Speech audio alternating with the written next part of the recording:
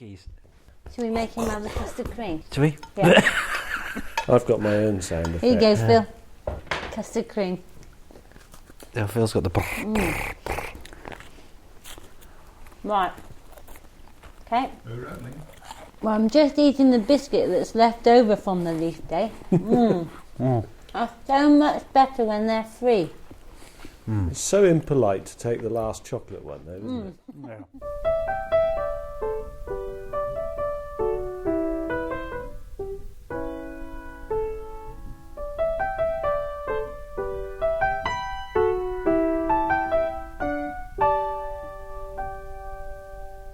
Today's podcast is a special.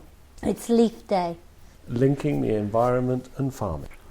Phil, as Richard and I are eating the biscuits from the training day, perhaps you'd like to describe what it was. Righto, well, LEAF stands for Linking the Environment and Farming, and LEAF as an organisation have run over the last couple of years a series of courses designed for farmers to learn about speaking out, and they're called the Speak Out courses, and the idea is that it teaches us how to deal with the media, how to organise and run farm walks and visits and deal with children and the public and all the rest of it. And so yesterday was a feedback come training day to brush up on our skills as Speak Out farmers and to find out what each other have been doing and to have opportunity for some speakers to give us some material to think about and deal with. And it was here. It was great, wasn't it? Fantastic day. You've still got a load of chocolate digestive in your mouth. It's very impolite to stick the whole biscuit in at once as well. I thought you might come and nick it. I thought I'd better eat it. You thought right. Anyway, we had several sessions and we learnt so much stuff, like the importance of props. So there was a farmer with a lock and key who used that as a prop to open up the farm and show people around it, and that was part of it. And then John Plum used a chainsaw, didn't he? Yeah, well, he's great because he's so eloquent and quiet and enthusiastic, and he lives in next to the Peak District in Derbyshire, which in the springtime is just glorious with the wildflowers, and he's so passionate about it. It's great. So his prop was a chainsaw, and obviously the connotations of a chainsaw are naturally destructive. Rainforest, but he was saying, you know. No, this is a conservation tool. You use it to manage your environment, to trim the trees or to deal with the hedges, coppice them and so on. And that he came up with a whole series of positives about a chainsaw. I thought it was great, really good. And so we had workshops where we used props, and Susie explained how you needed at least 4 props on a walk so you can just call on the prop. Mine was a badge saying, "Ask me, I'm a farmer." And the idea was that if kids did that, then you've got this silent prop to encourage people to talk to you. Yeah. And then could we then hand out badges that said, "I've asked a farmer about the birds and the bees. I've asked a farmer about wildflowers. I've asked a farmer about this and that." Why are you laughing at me, Rich? Ask the farmer about the birds and the bees. When I wore the badge, the only questions I get asked, or at least the first questions I get asked, are where's the loo or where's the chocolate biscuits? Yeah. Depending on whether it's Heather asking me the question, of course. James, who was the farmer who had the badge, said that he always got asked, "What's the weather going to be today?" Really? Yep. And that badge was designed by Julia Evans and her daughters over the kitchen table for Farm Sunday, which was back in June, when 300 farms across the country opened their doors to the general public. Right, It was brilliant. highly relevant that it proved to be such a good prop. Well, there was a whole day of stuff, but the part that we're bringing you today is called "The Trouble with Farmers Is." And that was where various folk were invited to talk to farmers in a fairly critical manner, to encourage the farmers to think about other people's opinions and the whole image of the industry. And so, first up, we have Podchef. Podchef, as you know, feeds back to the Wiggly Podcast quite often, and we've got a show coming up with Podchef very soon where he describes how he's using bokashi with his sheep and stuff. And he's from Washington State, and he has a real problem with loads of farmers. So at the Do yesterday at our village hall, we played Podchef virtually, and he did this talk to farmers. The trouble with farmers is that although on the whole they're intelligent people, they refuse to think. It's as if the fumes from their enormously expensive tractors have clouded their reasoning abilities. They put all their eggs in one basket, sowing the same seed in the same spot year after year, wearing out the soil, relying on chemicals to make everything right, sending up huge plumes of dust while tilling and after harvest, and wondering why the field is 2 foot lower than they remember. They'll buy these seeds and chemicals and tractor parts if they could from the same salesman, grumbling all the while that they're being cheated and never once stopping to realize they are being cheated and they needn't be. But the main trouble with these short-sighted farmers is that they have the land, the equipment, the skills, and presumably the intelligence. After all, they grow crops to feed millions of people. Yet they'll walk down the supermarket aisle shopping, saying, "Cool, that's expensive. I can't afford to feed my family." They don't realize the solution lays with them, that historically, the farmer has been the most dangerous character on the political map, feared by governments large and small, marginalized by media, and minimized by regulation and taxation to limit their power. People often say that Stalin purged the intellectuals first. Some will say that it was the farmers. In reality, it was the intellectual farmers who got squashed in many governments' struggles for power, and very few survive today. If only today's farmers would use what little intelligence they have left as a cultural resource and stop monocropping, and return to growing many diverse crops. They will not only save the soil, but the environment on the whole, and could bring greater profit in the end. If only farmers would stop kowtowing to the corporations who want everything faster, cheaper, and by the way, you can only buy your seeds and chemicals from us. And remember, the term chemically resistant, when applied to insects and weeds, didn't exist 40 years ago. They could start to repair the damage World War I surplus weapons have done to agriculture and the earth. If only farmers would resist the urge to grow bigger and bigger in order to capture less and less of the market, only to bankrupt and have ADM, Cargill, or Monsanto sweep in to buy up the pieces at discount prices, and instead remember that indentured servitude ended in the 19th century. If only farmers would end their whinging about the high cost of everything while they approach the government cap in hand, and begin by growing their own family's food and participating in the local economy, thereby wresting the power away from those same corporations selling them their seed, their chemicals, their tractors, and their dinners, then there wouldn't be any trouble with farmers. So second up, we had Dick Barker, who you might remember on the show way back when we had the supermarket row, because he's got pretty firmly held beliefs on the way supermarkets operate.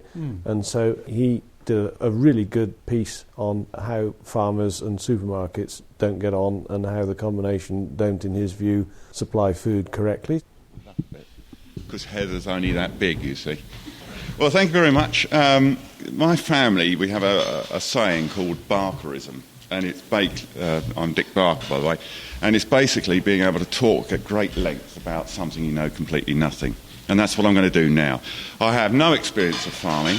We moved to Herefordshire from London in 1972, and I thought, yes, the great thing to do is grow your own food, and I did.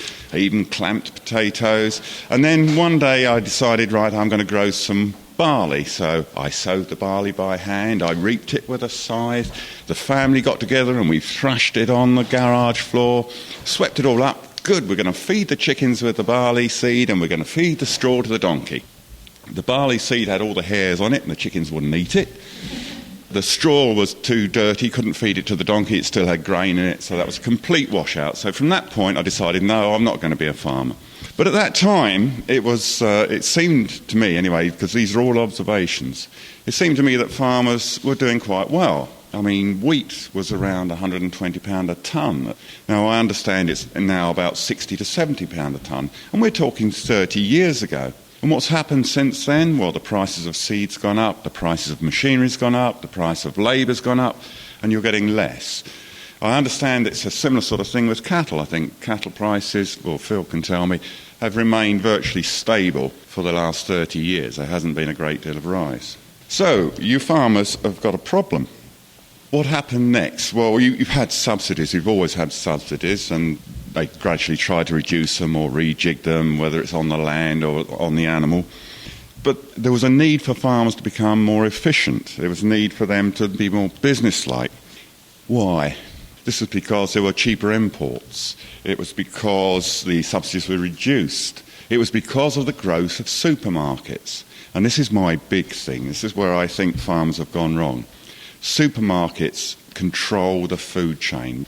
They're the people that decide what we eat. They say, yes, it's the public. It isn't. It's the supermarkets. The price of our food is less now than it ever was. We spend less of our earnings on food than we've had for, for years. People go for cheap food. Oh, that's great in the supermarkets. And the supermarkets know this. So they're looking for the cheapest possible food. And it doesn't come from you, it comes from abroad. So we've got a problem here. We've got tasteless carrots. And this is where farmers are going wrong. This is where I think they're going wrong. They need to educate people. They need to make people see that locally grown carrots are far better than those that are shipped in from Spain or wherever it is. That's one thing farmers need to do. The other thing I also think is that they need to get together. Farmers have always been, we do a deal down here or we go there and I've got 10p a tonne more than he did down there. You're divided, and divided you're going to be overrun. Together, you could be a real strong marketing force. You need to be together to take on the supermarkets. That's basically it. I don't know about the NFU. I don't know what the organisation is with that. But I really do believe that if farmers could get together to produce quality food, quality crops, they could then challenge the supermarkets. There was a thing came through my door only yesterday, and I thought, I'll bring it along. I expect you all know about it, called Shared Harvest. Has anyone seen that? This is where they box up vegetables and you buy a box of them. But they're actually doing something. They're actually delivering this round to the houses and trying to encourage people to buy locally grown produce, which hasn't travelled all these miles from abroad.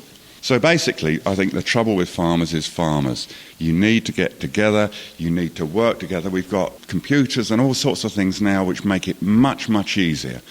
But you've got to do it. I think you need to turn over a new leaf.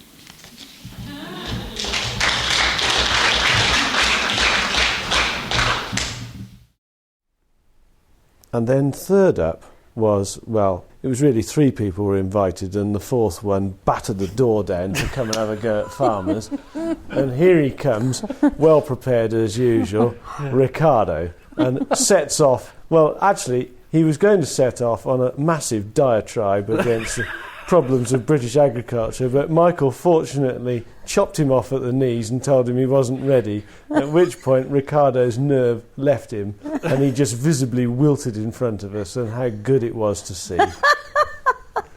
That's not true.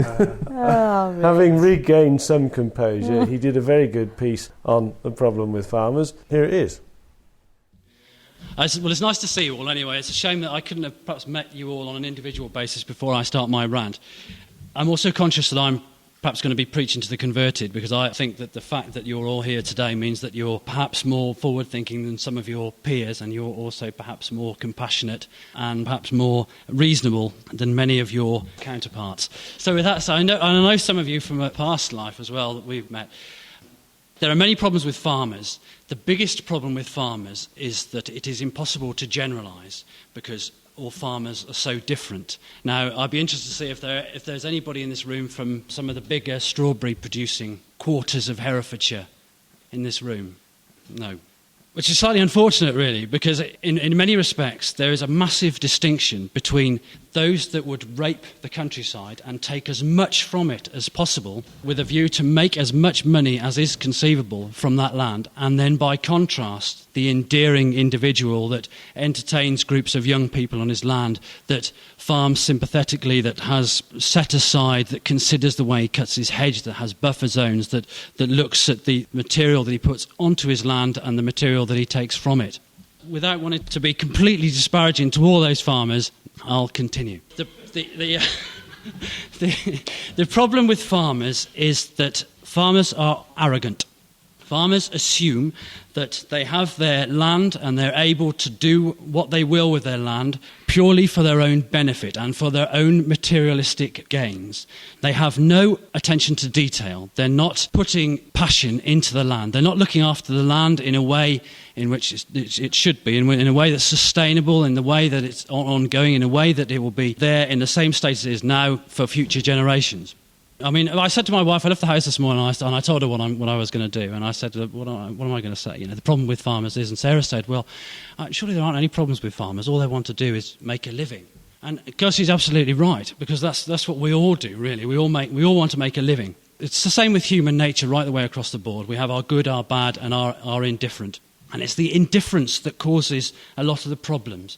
Farming is a most wonderful thing to be able to do. Imagine...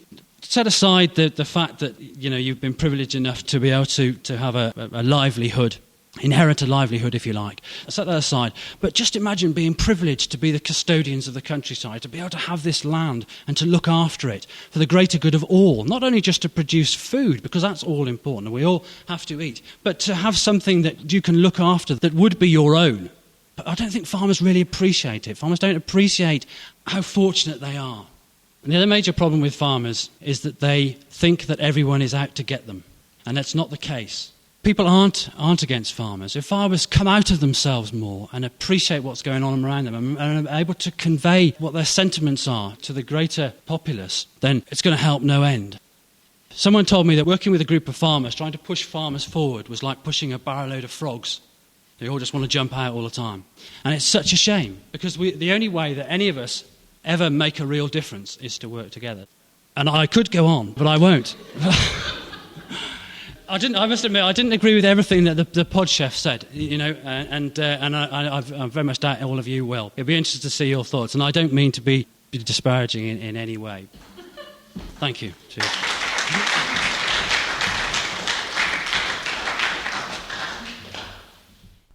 The fourth presenter was Tim Kidson, who's, I suppose, he kind of motivates business, but he speaks all over the world. Right. And he had two keys in his hand. The first was a really old, massive door key. Yeah. And the second was a smart card, so like a credit card, door key kind of thing. And he described the differences between the two. Yeah. Good morning, everybody. Can you hear me? 25 years ago, I came to Hereford, and the world kind of looked like this key here. This key had knowledge and information in it, and if you turned the key, it would do the job. And you could touch the knowledge, and you could measure it, and that's how it was. But in today's world, whether we are in agriculture, whether we're in mail order, whether we are in manufacturing, the key looks like this. And there are 4 rules about this world. Rule number 1 is that customers, I'm going to ask you to validate this statement, but customers in this world tend to want more for less. Would anybody agree with that statement? Secondly, competition can come from anywhere on the globe. Would you agree with that as well? And thirdly, business models in this world are changing as we speak. Business models. And fourthly and lastly, knowledge and information in this world can move at 186,000 miles per second. So it doesn't matter what business we're in this world we have to change how we think, we've got to change what we do, and we've got to change how we behave. Now, there's going to be a little prize for the correct answer, the first correct answer to a question that I'm going to ask at the end of this little presentation. I think that there isn't a trouble with farmers at all. I think there's massive opportunity out there, and the key to it is relationships. And the better the quality of relationships we have with everybody that we come into contact, the better and the more successful will be the business. And I think we need 3 things to develop these relationships. The first thing is we need clarity of direction. We need to know, if we're here today, where do we want to be in 3 years' time? And I'm going to give you a little model that helps clarify that. The second thing is we need to develop trust. We need to develop trust with all the key people that are part of our business. And thirdly, we need to enhance performance. We need to be able to find out what is it that makes us personally special. Because everybody in the room is special, but when we know what it is, we can help make other people special. And that leads to relationships where 1 and 1 makes 3. When you have relationships with all the people that are important to your business, where 1 and 1 makes 3, it is the clue to innovation and creativity. It is the clue to success in this world that we find ourselves in. So clarifying direction is just a bullseye. It's a metaphor, really. It's really, what do we want to be, our products and services? Helen Thomas comes from a farming family down the road. She makes cider. And the answer to her, what do we want to be? We want to offer exceptional quality ciders and outstanding personal service. That's all they say on their business plan. It's as simple as that. What do we want to be, our products and services? Second question is, how much of it? Because it doesn't matter who you're with in your business, there's going to be somebody that you've got to share this information with. And the how much is your ambition. So wherever you are today, we could talk about profit and sales. If it was a school, we could talk about an Ofsted grade. If it was a membership organisation, we could talk about the numbers of members. But for businesses, it tends to be sales and profit. So where are we today, December 2006, and where do we want to be in 3 years' time? Because there's no good waiting. That's a kind of reactive use of time. We've got to be proactive. We've got to say, this is where we're going to go. The third question is, for whom? Customers. Who are the customers that we really, really want? Because the steeper the flight path on your bullseye, the more or the bigger or the better customers you are going to need. And the more or the bigger or the better customers you're going to need, the better your marketing strategy has to be. You cannot reach new or bigger or better customers by carrying on with your existing marketing strategy. And the fourth and final question of the bullseye is simply by when? When are we going to be there? So clarity of direction is the first thing. The second thing is to develop trust. And trust is a massive word. It's a great thing that in such a modern world we can use old-fashioned words that have such power, more power perhaps than ever. Because when we share with the important people in our life what we're trying to do to improve our personal performance, that's how we develop trust. So Susie said today, right, never leave home, never leave the farm without 4 props, you see. Now, when you get back, you could share the 4 props with your partner, maybe even the people that work in your business. What are the 4 props going to be, and how do they work? What's the magic in those props that we talked about this morning? Whether it's the bolt on the gate there, or the chain, or the badge that's now going to say, I met a farmer today. And the more we share this with the important people in the business, the more likely we are to improve performance. And then lastly, when we've done these development points for ourselves and our colleagues, we can look at ourselves and hold the mirror up and say, what is it that makes me special? Is it my personality? Some people are introverts, some people are extroverts. Is it the way I use my energy? You know, people have physical energy, mental energy, emotional energy, spiritual energy. Is it the way I use time? Some people tend to be reactive. They wait for the world to come to them. Other people are proactive and they say, I want to go for this. I'm going to go for it. Is it the way we behave? You know, when we meet another person, whether it's a group of children coming to the farm, whether it's some teachers we're going to work with, whether it's a supermarket buyer, whoever it is, we've only got 3 things. We've got our words, we've got our voice, and we've got our gestures. And does our behavior mirror what it is we're trying to achieve?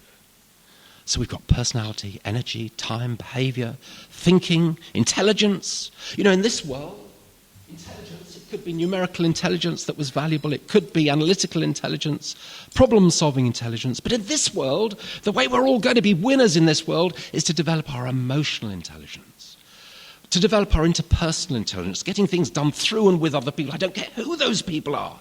That's what we've got to do. Our intuitive intelligence. Think of the creativity in that activity this morning where we shared those props and then had to swap them over. Intuition, innovation, creativity. That's the clue to the way forward. So, clarify direction, develop trust, enhance performance. That's the key to relationships. The better the quality of relationships you have in the business, the better the quality of relationships with customers and suppliers and visitors, the better will be the performance of your business. That's all I've got to say. Thank you very much. Who'd like a prize? And the question is, what are the 4 questions you need to ask and answer to have a bullseye? Okay, sir, go for it. Yep. How much? Correct, yeah, how much? Customers, for whom, yeah. Well done, Russ. Oh,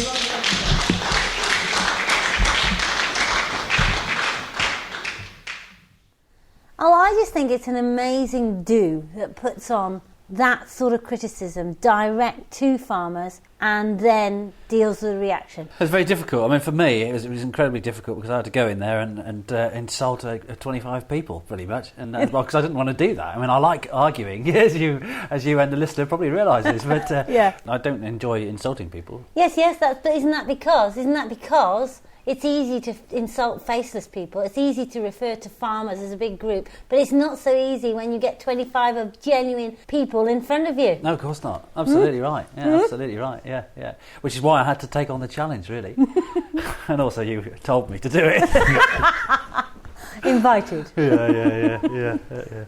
Well, I was suitably insulted by Richard, but I always am. But I think it's great, actually, because Leaf are really good at this. The people who are members of Leaf are, by their nature, willing to address these sorts of criticisms and problems. Not only do they address them, they then come up with a plan as to how to deal with them and how to progress past them. So one of Leaf's initial and most basic things is to get people onto the farm and show them what actually happens, so break any misconceptions that there are. And a lot of it is about misconception. And then the other half of it is the marketing angle and how useless, by and large, farmers are at promoting themselves, their farms and their products.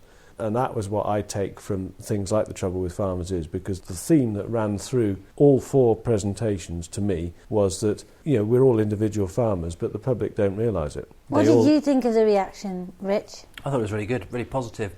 No one got the knickers in a twist. Everyone just fed back and we had some really good constructive debate. And what did you think about the farmers in the room and the farms that they were operating? Well, I didn't really get a chance to speak to anybody on a kind of intense level, but I thought they were, as a group of people, they were sound, a really nice, kind of endearing bunch. They had quite contrasting backgrounds, didn't they? So it was a good group, and I would have really enjoyed the opportunity to talk to them more. And I think I probably will at some stage. I'll get the chance to talk to a couple of people. But good gig. Hope you enjoyed this special. It's bye from me, Heather. And it's bye from me, Farmer Phil. It's bye from me, Richard.